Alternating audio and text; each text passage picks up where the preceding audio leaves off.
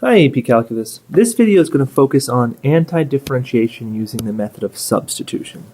So, there are all these rules that exist for antiderivatives, and they're very similar to our derivative rules. This one, of course, one of the most important, this is the power formula. We use this to anti-differentiate polynomials. And then you've got all your natural log, your trig ones, your exponential and logarithm ones. So those are very important to know. However, this section introduces something new, and that is u substitution. You may ask, why do we need u substitution? Well, if we were to try to evaluate this integral using a power rule, we could rename square root 2x plus 1 as 2x plus 1 to the 1/2 power dx. And then if we were to actually take its antiderivative, it would be 2x plus 1 raised to the 3/2 times 3/2, or excuse me, divided by 3/2, or times 2/3. And this would be the antiderivative. Now, if we wanted to check to see if it was correct, all you have to do is take the actual derivative of the antiderivative. So if we took the derivative of this, so let's do a check here. The derivative of this function would be 2/3 times 3/2, which is 1, 2x plus 1 raised to the 3/2 minus 1, which is 1/2 power, times this right here is 2. It's 2. So we get an answer of 2 times 2x plus 1 to the 1/2, which is not the original 2x plus 1 to the 1/2. So it did not work. This is not the proper antiderivative. That's where u substitution comes in. This failed. Okay? Let's take a look at the steps. Go ahead and pause it on the steps so you can write all the steps down for u substitution. Thanks for pausing. Let's come back. Step 0. Check to see if you can eliminate something first. So you have a constant you can pull out, or maybe something you could simplify by. You should do that first. We call this step 0 because not every problem has it. Step 1 is to rename the inside of the more complicated part u. I say more complicated part because sometimes there will be multiple functions that you have to kind of choose between which one should be u. You always want to go with the more complicated one. And we'll look at some examples in this video. Step 2, take the derivative of u. So you want du to equal blank dx. So you need to take the derivative of both sides of your new equation. Number 3, adjust the du equation to make it look like the original problem, if necessary. Number 4, rewrite the entire integral over using u and du. So now we're going to basically get rid of all the x's. Number 5, we're going to find the antiderivative. And then lastly, we're going to plug u back into the original problem. Let's go look at this in action. So here's the problem we tried to solve earlier. We're now going to use u substitution.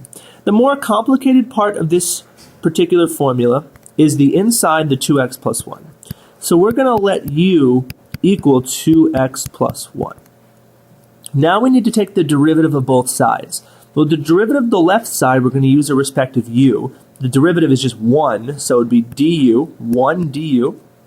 The derivative of the right side, we're going to use dx. So we're going to take the derivative of this with respect to x, which is simply 2 dx. Then one further step you can take is to isolate dx. So if you wanted to isolate dx, you divide by 2. So we get that 1/2 du is equal to dx. Okay? We're now going to make two substitutions. Substitution number 1 is that 1/2 du will go instead of dx. We'll substitute it in because it equals dx. And substitution number 2 is that u will go in for 2x plus 1. So u is going to go into 2x plus 1. So two substitutions, let's go ahead and plug them both in. The problem now becomes the integral of the square root of u times 1/2 du.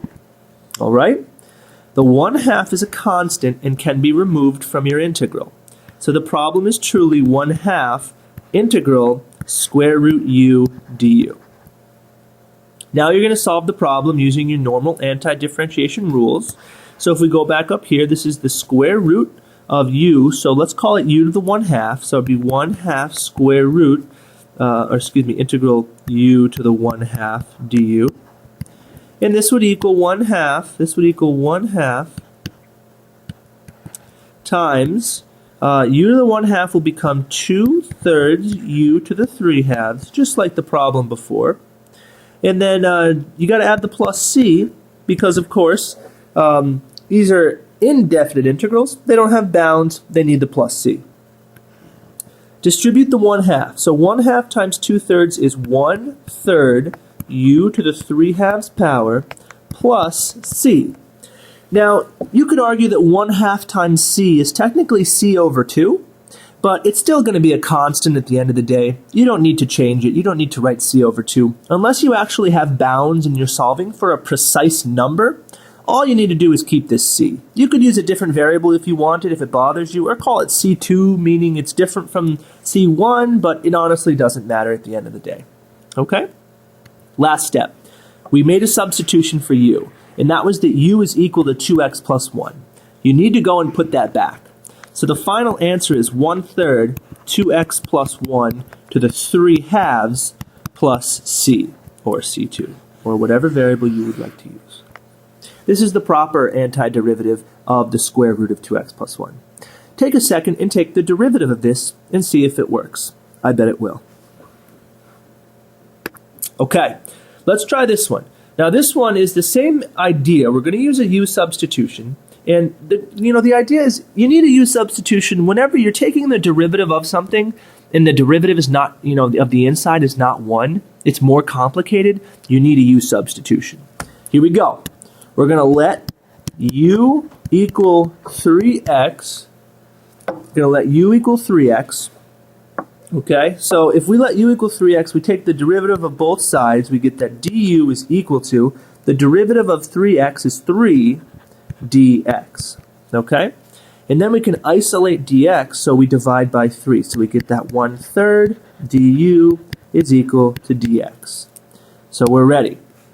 We're going to make the substitution that u is going to go in place of 3x, and we're going to make the substitution that 1/3 du is going to go into dx. All right? So we're going to change the problem. It's going to be the integral of cosine u, integral cosine u, 1/3 du. Okay? So now all you have to do is take the 1/3 out of the integral, bring it over here. So it becomes 1/3 integral cosine u du. Now we integrate. So the antiderivative of cosine would be sine. So it would be 1/3 times sine u plus c. Just double check it. If you take the derivative of sine, you do get a positive cosine. So we have the right antiderivative.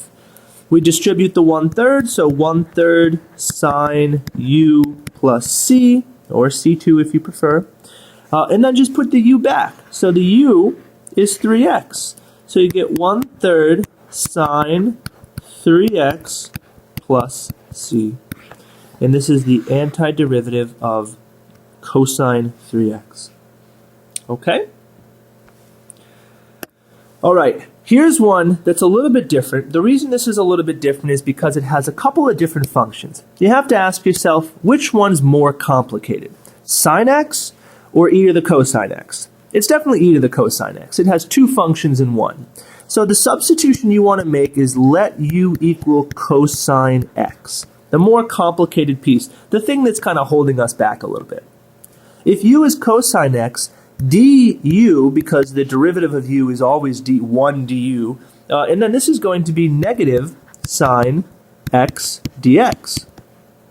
So if we were to isolate dx, what you need to do is do dx equals, and you're going to divide by negative sine x. So it would be 1 over sine x with a negative du.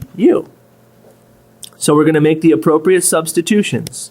So u goes in place of cosine, and 1 over negative sine x goes in place of dx. All right, let's substitute, and you're going to see something magical happen. The integral of sine x e raised to the u, there's my u, times negative 1 over sine x du. Well, here's the magic. See the sine x? See the sine x? Bam!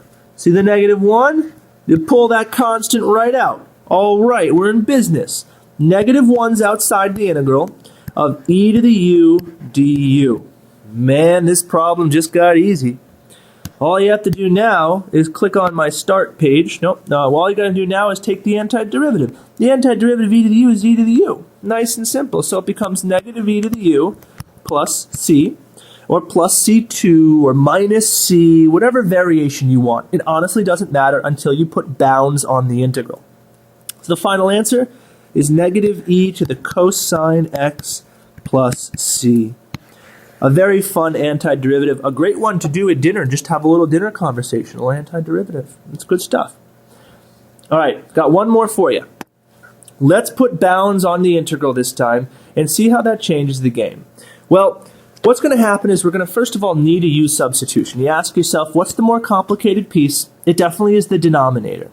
So we're going to let u equal x squared minus 4. We can't really take the antiderivative of this quotient here. So x squared minus 4 is the more complicated piece. So du is going to equal 2x dx. Okay? Well, here's the problem. In this particular example, these bounds, do you see them? 0 to 1? These bounds actually are for x. So if you want to change to a u variable, you need to change the bounds to u bounds. Okay? Well, how do you do that? This expression relates u and x. So if these 0 and 1 are x bounds, all you have to do is plug them into the equation to find out what they would be in terms of u. For example, if you let x equal 0, you would have 0 minus 4, which is minus 4. And if you let x equal 1, you have 1 minus 4, which is minus 3.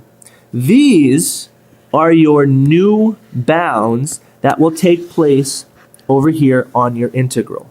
Okay? They're known as u bounds. U bounds. They're called such because they're the bounds of the variable u. All right? I think we're ready. One other thing we could do is just isolate dx over here. So why don't we divide? So we'll get that dx is equal to 1 over 2x du. We're ready to go. Good stuff. Let's substitute. The integral now runs from the lower bound was 0, so the lower bound is minus 4. That was the one that was linked to 0, 0 minus 4. The upper bound was 1, it is now minus 3. Okay? Here we go.